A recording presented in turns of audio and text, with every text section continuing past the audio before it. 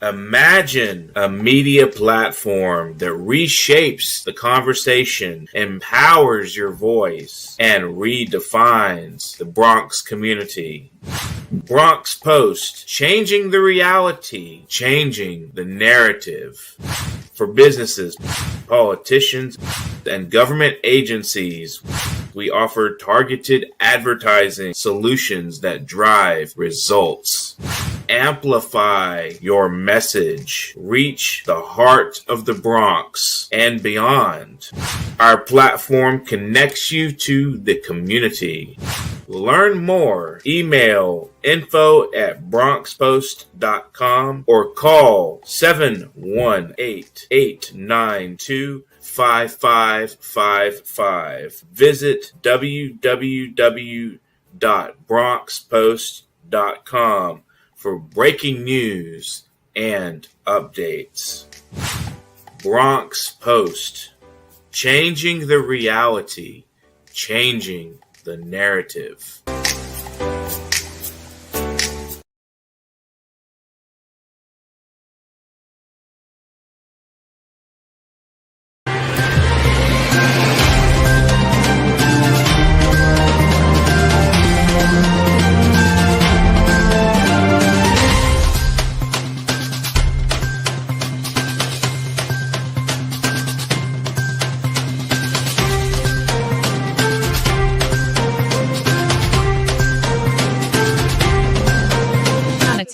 Keep watching The Politics every Friday, 12 p.m. Eastern Time on New York Parrot TV, the voice for humanity.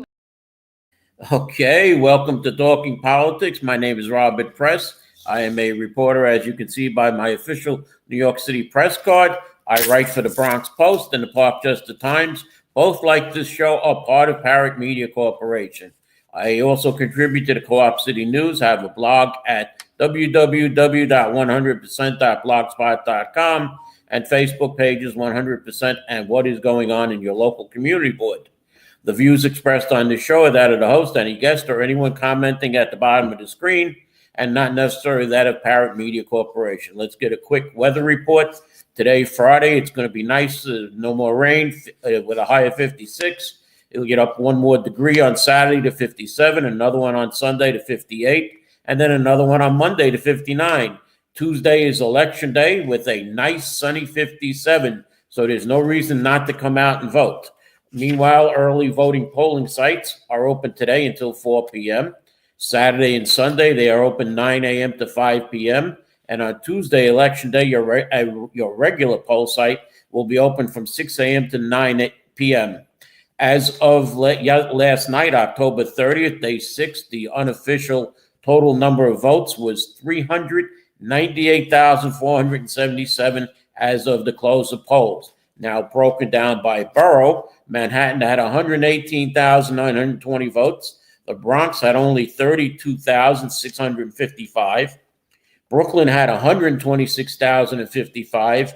Queens, 91,371. And Staten Island, which is one-third the size of the Bronx, had 29,476, which is only 3,000 less than the Bronx. So what's happening here in the Bronx that the people aren't coming out and voting?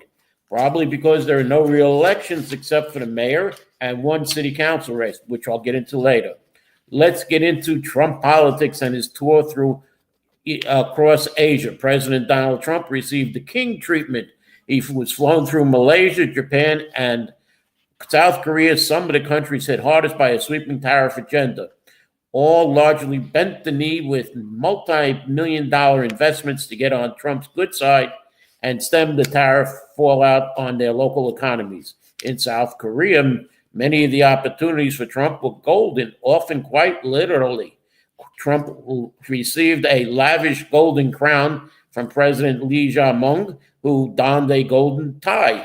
There were golden-laden desserts and a golden golf ball, all nodding not so subtly to Trump's declaration of a golden age. But rolling out the red carpet for Trump was the tone for South Korea to avoid more punishing tariffs. Trump announced early in the morning that the trade deal is pretty much finalized after months of back and forth. Politico reported that the two countries concluded some details on the sidelines of the Asia-Pacific Economic Cooperation Summit, specifically on Seoul's $350 billion investment pledge that has been a sticking point. Trump repeatedly publicly pushed for a meeting with North Korea leader Kim Jong-un, which never materialized, but Trump took up the prospect of bringing in the peacemakers persona to the Korean Peninsula. I know you're officially at war, but we will see what we can do to get that all straightened out, Trump said to President Lee. It's common sense that should work out, and I feel it will be certain now. President Trump met with Chinese Premier Xi Jinping Wednesday. The two leaders sat down in the South Korea airbase near the city of Gimli shortly after 10 p.m. Eastern Time for their first meeting since 2019. They spoke for about an hour and 40 minutes, and in the room with Trump was Secretary of State Marco Rubio, Treasury Secretary Scott Bessent, Commerce Secretary Howard Lutnick, and Chief of Staff Susie Willis, also U.S. Ambassador to China David Perdue. Normally it takes days, not weeks, for reporters to figure out how these summits played out. Not with this president, though. Within an hour of the meeting wrapping up, Trump was standing in the back of Air Force One, gleefully briefing the press. Unfortunately, I was not there.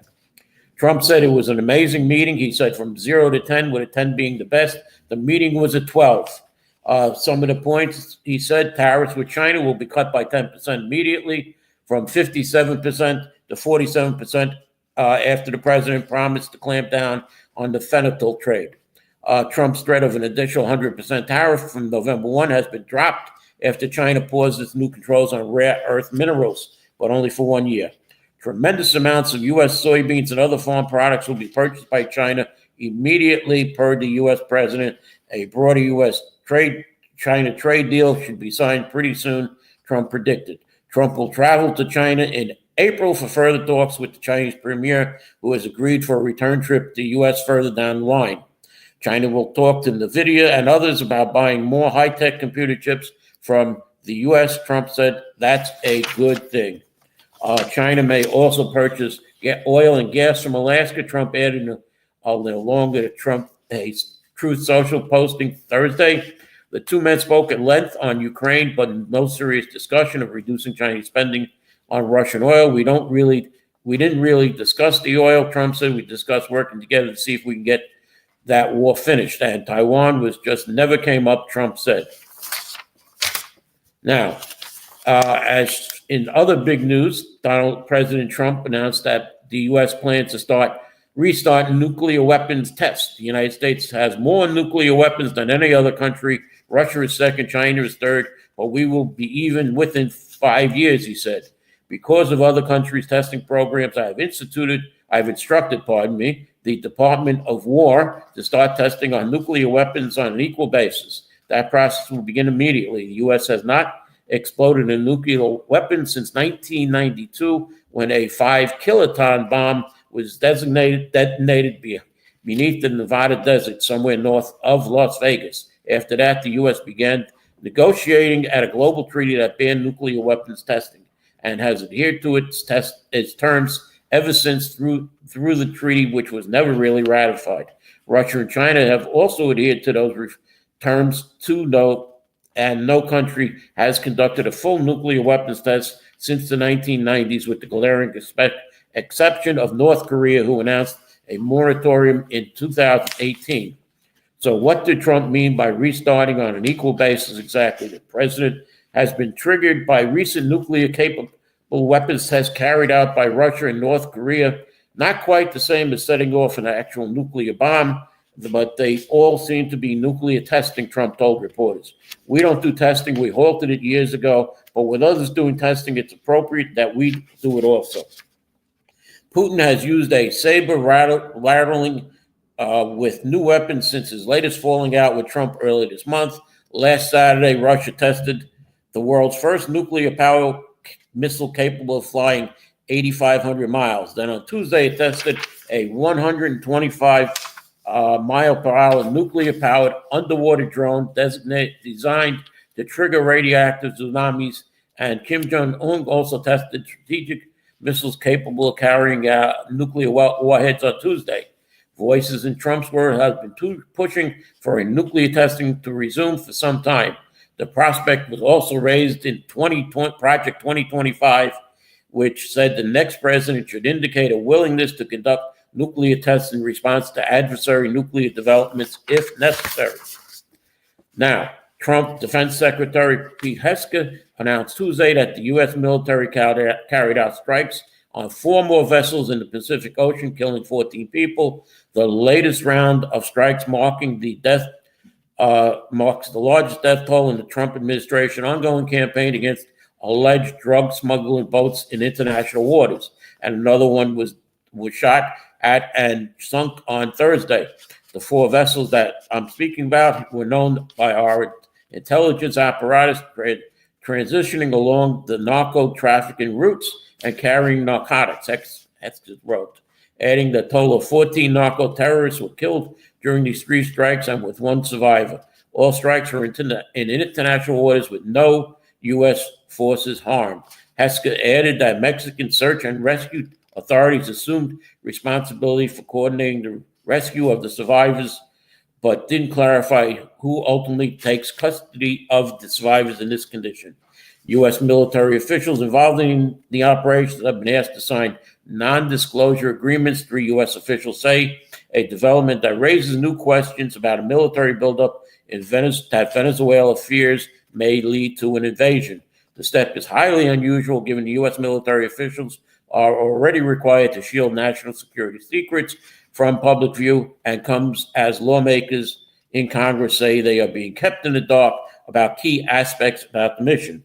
Trump's push to wipe out boats in the Caribbean allegedly carrying narcotics has gained a new regional ally in Trinidad and Tobago, whose prime minister threw support behind Trump and prompted Venezuela to revoke its energy deals with the small country. Let's get to the government shutdown, which is going to start hurting people tomorrow. The government shutdown gets uglier tomorrow as Congress, still deeply divided over a plan to fund federal agencies to pile up the deadlines on and around November 1st, is set to put many U.S. households at risk of new hardships. Popular programs that provide nutrition assistance, early childhood education, and air service to rural communities are now among those about to run out of money. Thousands of federal employees will also miss their first full paycheck, so like TSA screening and air traffic controllers. Sorry, Yahay. That's Yahay Obeid, who is a air traffic controller. He lives in Little Yemen. They could further be stunted if those workers stop showing up. Things are about to get worse, Senate Majority John Thune warned in a floor speech last week. Food assistance that more than 40 million people rely on, the Supplemental Nutrition Assistance Program, or SNAP, will start to run out of money on Saturday, and the Trump administration won't tap emergency funds to keep those food benefits going, according to a memo obtained by Politico. At least 25 states are planning to cut benefits off which support low-income families. Members of the military will miss paychecks on Friday if Trump doesn't intervene, as he did earlier this month when he paid active service duty members by tapping about $65.45 billion meant for military research and development to pay the soldiers. But it could be hard to make the same move once again, as that pot of cash had about $10 billion left before the president pulled it from the last time. Many civilian employees across government agencies will also experience their fully missed paychecks. Now, here in New York, Governor Kathy Hochul announced the state will provide $30 million in additional emergency food aid to prevent hunger for millions of New Yorkers facing a cutoff of federal funding for food assistance to SNAP benefits. This weekend, as the government shutdown drags on with no end in sight, Governor Hochul said. Now, I will come back. Before I leave, Senate Minority Leader Chuck Schumer brushed off calls Tuesday from the biggest federal workers union for Congress to end the shutdown and pass a clean continuing resolution. So I'm going to stop here right now. When I come back, we'll get into the mayor's race. I'm going to a commercial, and a couple of other items. So let's go to a commercial right now, Mr. Producer.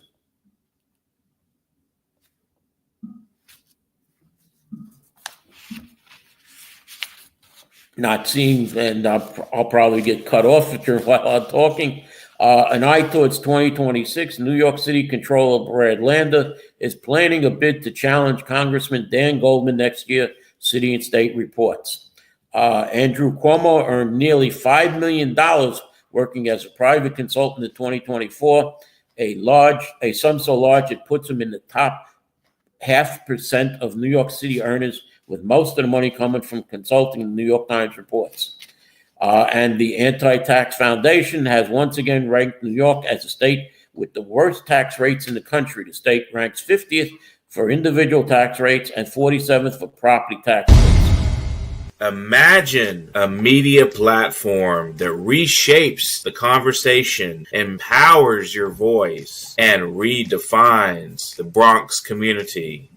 Bronx Post, changing the reality, changing the narrative. For businesses, politicians, and government agencies, we offer targeted advertising solutions that drive results. Amplify your message. Reach the heart of the Bronx and beyond. Our platform connects you to the community. Learn more. Email info@bronxpost.com or call 718-892-5555. Visit www.bronxpost.com for breaking news and updates.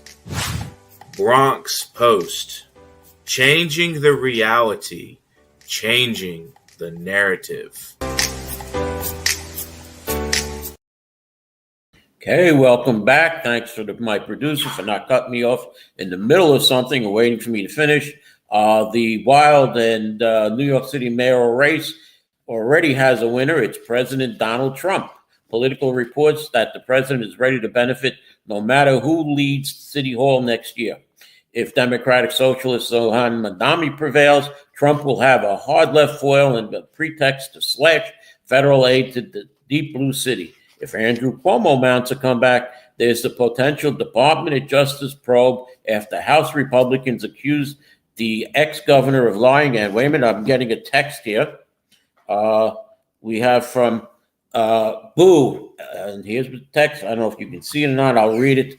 Boo, an inexperienced puppet who wants to slash funding for the NYPD, abolish prisons, and eliminate misdemeanor charges is on the ballot. How scary is that? It might be Halloween, but that's what Mandami wants to do to our city. Vote for Andrew Cuomo. He's the only candidate who can defend New York City from turning into Halloween nightmare year-round. Yeah, sure, Andrew.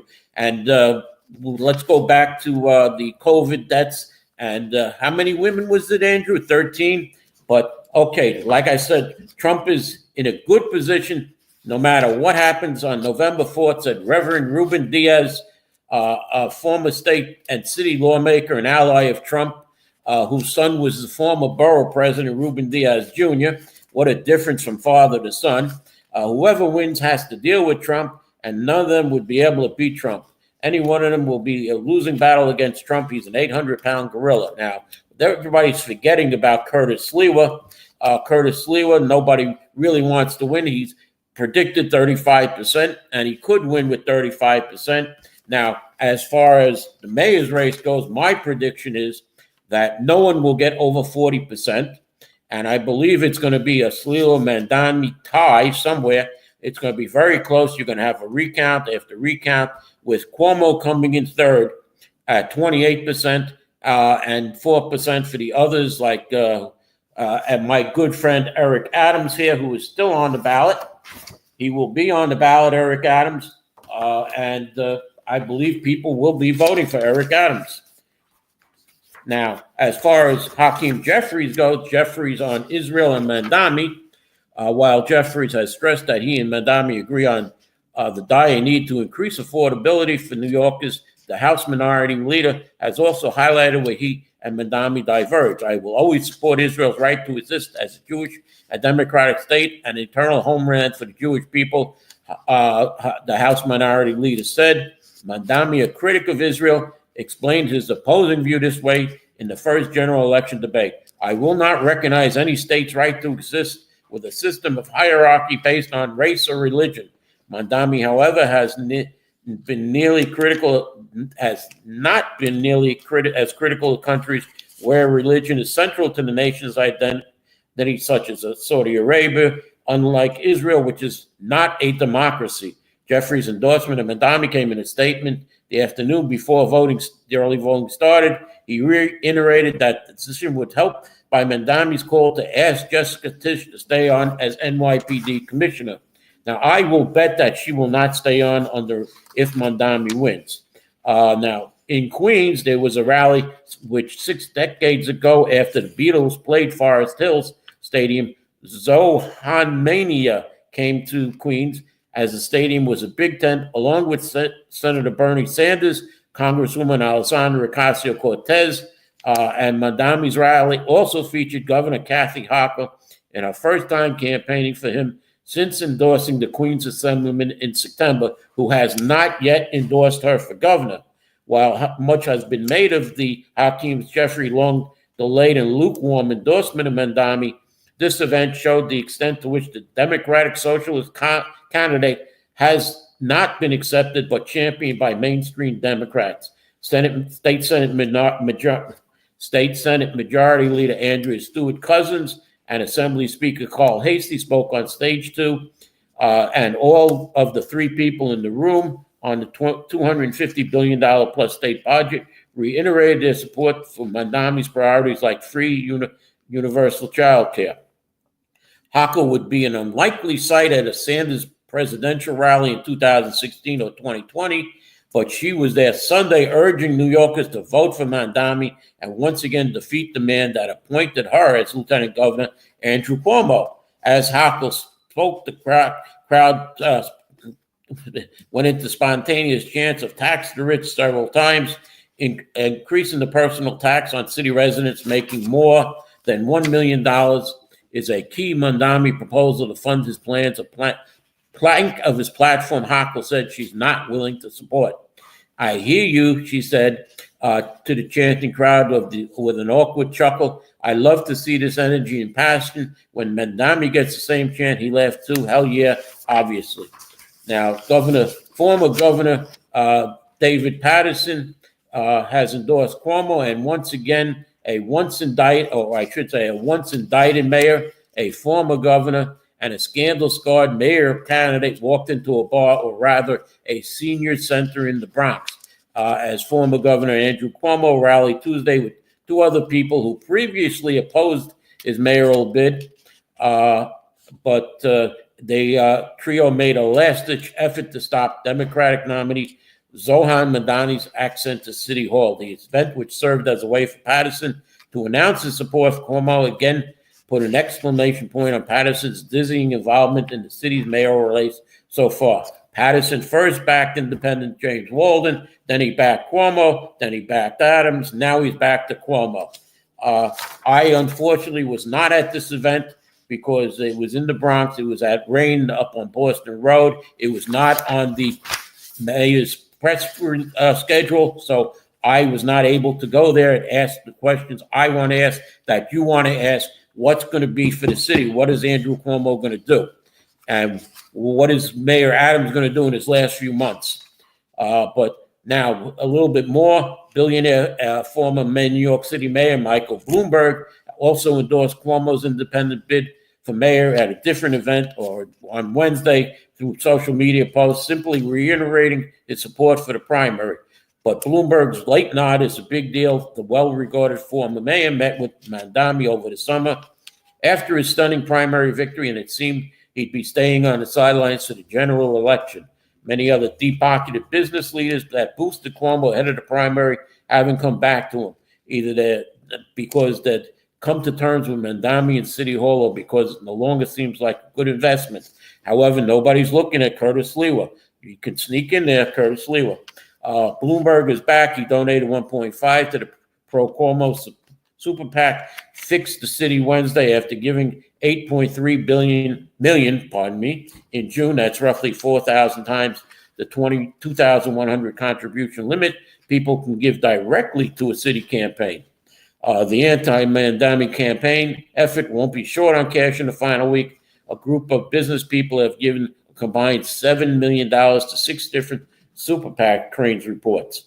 Cosmetic Aaron Lauder and his wife donated another $500,000 to fix the city Tuesday after giving $750,000 last month. A firm named Trilogy Advisors also gave $500,000 on Wednesday. Let's switch to the MTA with just days to go before the mayoral election. The head of the MTA dumped cold water on Democratic nominee and frontrunner Zohan Madani's signature campaign promise to eliminate fares on city buses. Mandami has estimated it would cost the city upwards of $630 million a year to replace the MTA, money that they would lose by nixing bus fares. But Lieber on Wednesday said the price tag would be much higher, especially if the gratis rides increase demand for buses. If a lot more people are riding buses, we're going to need more buses, and we're going to need more bus drivers. We'll need another depot or two, MTA Chair Lieber said Wednesday morning. I want to make sure that people of limited income get priority in this discussion, and we're not just giving a ton of money to people who are riding the M114 on the Upper West Side where Lieber grew up. Following an MTA board meeting, Lieber told the reporters that the actual price to replace bus fares would increase to $1 billion in the coming years, assuming the agency cracks down on fare evasion. The agency latest data shows 50% of select bus riders and 44% of local bus riders didn't pay the fare during the third quarter of 2025. Mandami's campaign did not respond to requests for comment on Lieber's comments. Now, if you're looking to ride the Metro North on the east side, the MTA officials claim a $2.8 billion project to improve the access to Penn Station will take 3 years longer than expected and are blaming Amtrak for the delay. Amtrak says the MTA wasn't ready either, but conceded that in the early years of the project, staffing issues meant it couldn't close the tracks properly for construction. If it's true, we didn't have enough people at the time, but that didn't really matter because they couldn't really start the project. Amtrak President Roger Harris said in an interview with Politico at a meeting of the MTA board Monday. New York City Transit Agency Construction and Development Head Jamie Torres Springer, formerly of the Adams administration, said Amtrak often didn't provide access tracks to perform work, and when they did provide access, it didn't provide enough staff to support the work. Night after night, outages, which meant that Amtrak has disrupted its own service. Our contractors is sending out forces ready, and no one is there to allow them to work on the track or power, said Torres Springer. Harris said Amtrak provided a 6-month outage to help the MTA catch up. Now, the timetable for the East Side Metro North stations is now pushed back to 2030 for any stations opening.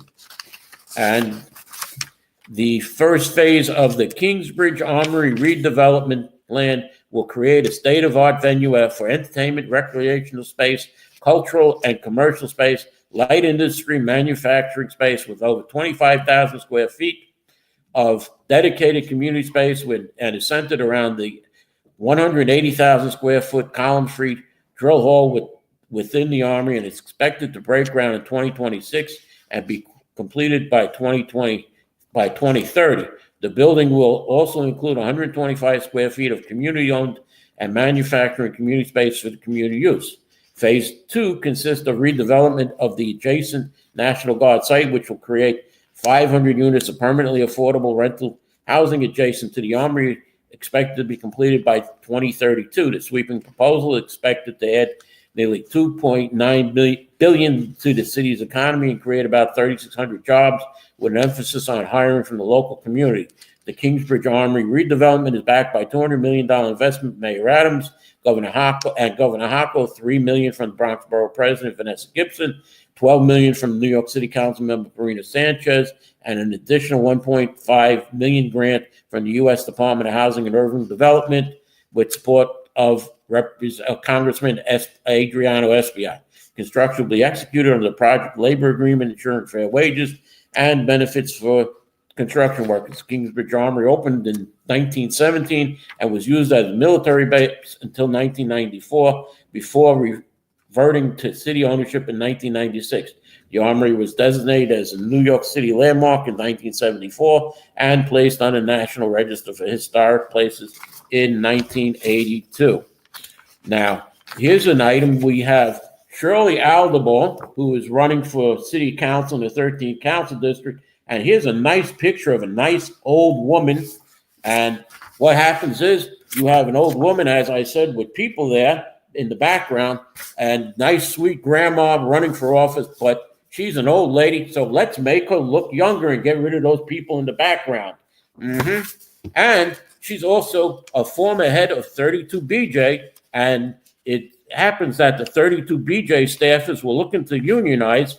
In an article from the chief dated August 23, 2024, a test of SEIU's Union for All slogan, staffers at local 32BJ of the Service Employees International Union are seeking to unionize with the News Guild, following in the footsteps of the staff's Union Hospital Care Local 1199. The largest property service union in the United States, Local 32BJ represents 180,000 members on the East Coast and around 250 organizers, data analysis, researchers, field representatives, policy analysis, and communication staff who want a union contract of their own. All workers deserve a union, said Atner Nadar, a policy analyst at 32BJ. The SEIU slogan is unions for all, and that should apply to union staff as well. Right, Shirley Aldebol? You were an executive there. The staffers have been organizing for more than 2 years and publicly announced their campaign after 2 staffers involved with organizing the union were fired earlier this month. That's back in August of 2024. You were there, Shirley, at the union. As a matter of fact, you're still listed as the chair of the Great American Dream Fund, which gives out money, and I'll get into that later if I have time. Campaign workers said that 32BJ management found out about the organizing several months ago and have been holding one-on-one anti-union sidebars with staffers ever since. There's an interesting amount of anti-union rhetoric coming from our union, said another staffer heavily involved in the union push, who asked to remain anonymous to guard against retaliation. We're just asking to be treated in the way that 32BJ feels allegedly every worker should be treated, and that's with a contract. Esther Enos, a field representative for New Jersey food cafeteria workers, said some of her co-workers have been stopped in recent weeks by supervisors seeking information about the possible union.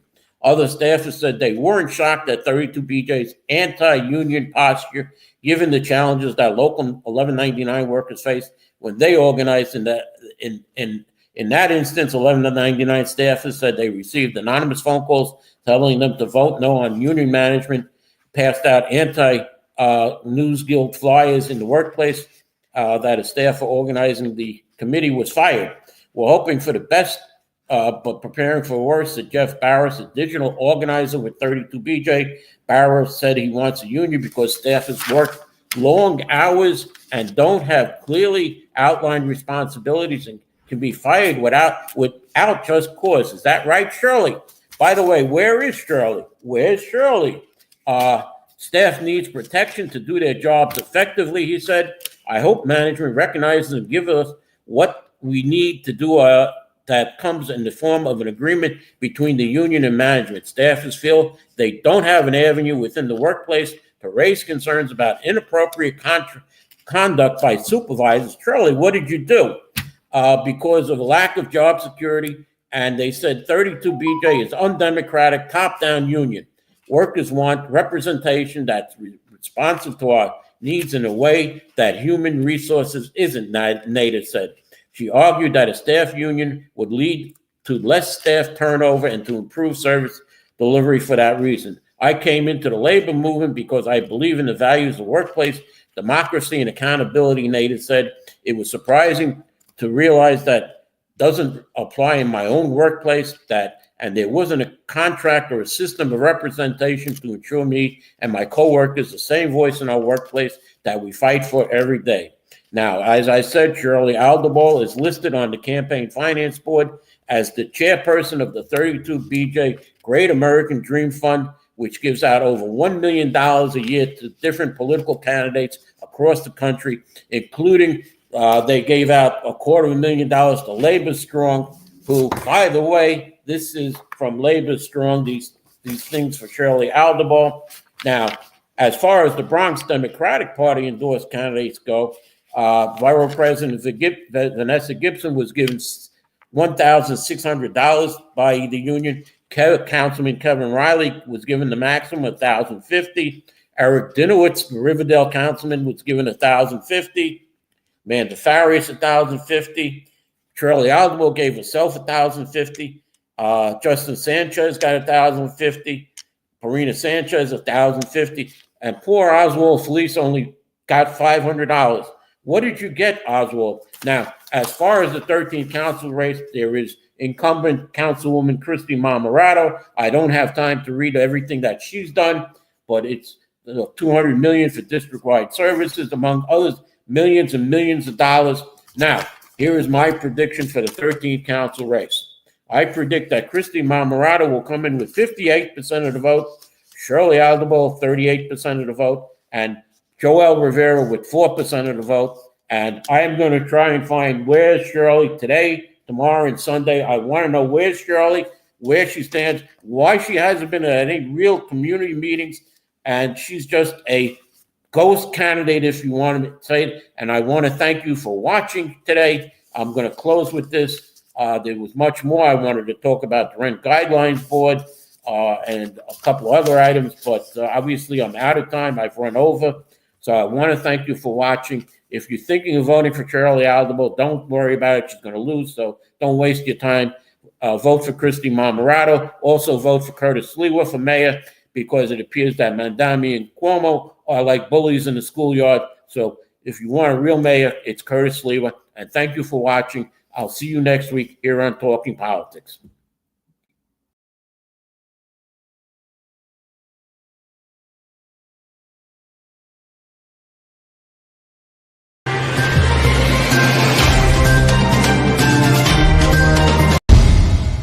Imagine a media platform that reshapes the conversation, empowers your voice, and redefines the Bronx community. Bronx Post, changing the reality, changing the narrative. For businesses, politicians, and government agencies, we offer targeted advertising solutions that drive results. Amplify your message. Reach the heart of the Bronx and beyond. Our platform connects you to the community. Learn more. Email info@bronxpost.com or call 718-892-5555. Visit www.bronxpost.com for breaking news and updates. Bronx Post, changing the reality, changing the narrative.